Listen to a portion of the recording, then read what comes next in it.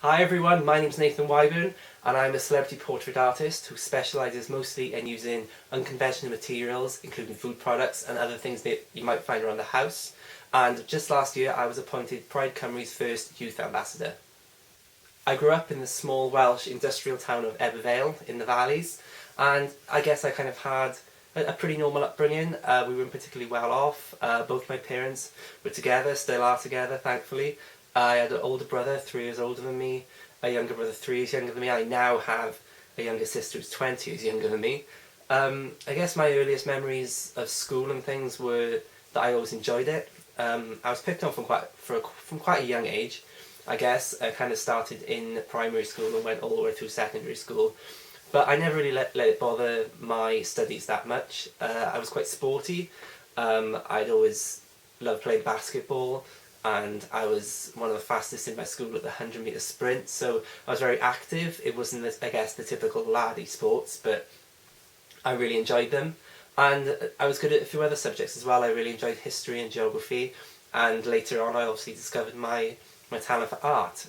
So in school I was actually appointed the head boy, but like I said, I was kind of dealing with this bullying that was going on, which was a stark contradiction to my emotions that I was feeling towards going to school, because I'd really enjoyed going, and I was being bullied for something that I didn't really understand myself, and I guess that was for being gay.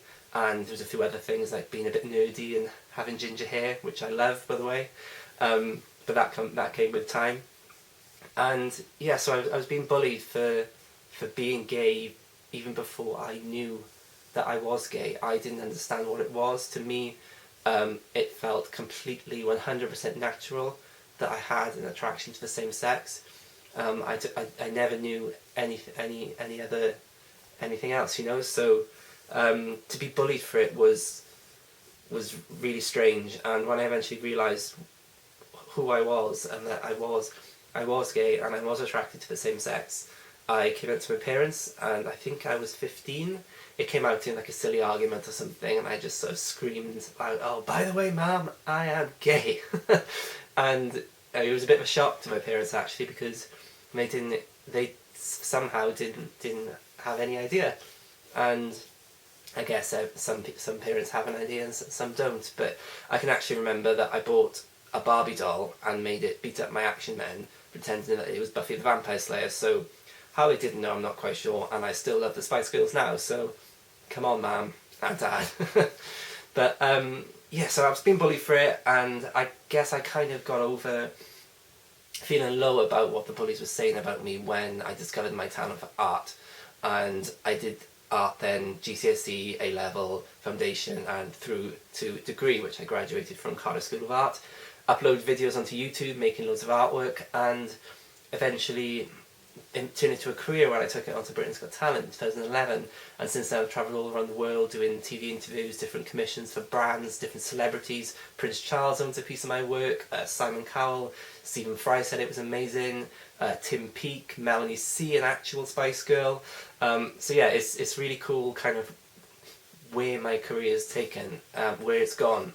And I guess I have a lot to thank for those bullies, to those bullies, because they made me a much stronger person, and they made me ambitious, and they made me love myself when they thought that they would do the absolute opposite. And I have become an ambassador for Pride Cymru and several anti-bullying charities and a few other charities as well, due to the exposure and publicity that my work has got me. And I think it's great to give something back and stand on these stages like I have at Pride Cymru for the past 6 years, presenting artwork and just showing that I am out, I am proud, I am extremely happy with who I am, and those bullies did not get me down. If I was to give any advice to anyone struggling with their sexuality, I would basically say just tell someone that you trust and that you love, and I hope that they understand. I was lucky enough to never have to experience what it was like to not have someone that loved me, and I know that's not always the situation for other people, but if you are one of those people that are watching this now and you don't feel that you have someone, get in touch with me. Get in touch with any of the other Pride ambassadors, anyone that works at Pride, and just speak to them, because we all are actually here to help. I'll answer an email, I don't mind, and I'm sure it's the same for all the other guys as well. One thing I will say is that, I don't know if it's controversial to say that we've got to be careful that we don't step backwards. We've come such a long way in terms of gay rights and marriage and just the way we're treated in society and the law and how the police treat us if we make a complaint, absolutely anything. We've come such a long way that we don't want to destroy it by turning on each other and making this internal combustion of gays hating the gays. Because you see it sometimes, and you see someone slating someone for being too camp because it's not their ideal idea of a partner, which is fine. Leave them be. If you don't like the camp gays, that's fine. If you like the bigger gays, you go for the bigger gays. Who cares? Everyone is different. Just don't attack other people for it, because they're just being who they are and they don't know any different. So, an Andy Warhol quote, "Pop will eat itself." Don't let that happen, please.